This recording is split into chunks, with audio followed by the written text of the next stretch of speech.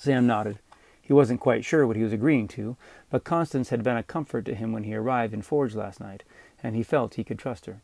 She looked Sam up and down. "I suppose we could start with Arthur's mix," she said. Sam felt a small rise from inside, a sort of familiarity with something. Constance offered Sam an empty wooden bowl. "Could you hold this for me?" She moved to each of the shelves and pulled a little of this and a little of that, placing each ingredient into the bowl in Sam's hands. The strangely familiar smells of each one filled Sam's nose. It didn't take long before she paused her work.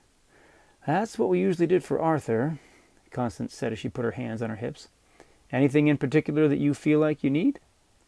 Constance gestured to the shelves of ingredients behind her.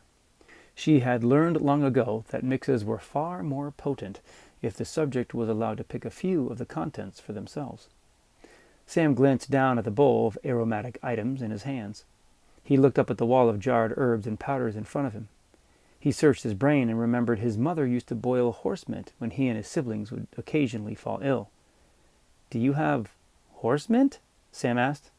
"I do have horse mint." Constance traced her eyes down the wall and pulled out a large glass jar. The small, narrow-piped petals were faded from their usual bright pink to a dull gray. She tossed several into the bowl. "Anything else?" Sam shrugged his shoulders. "Why is everyone asking about my dreams?" he asked Constance. "Dreams ain't just dreams," Stu answered.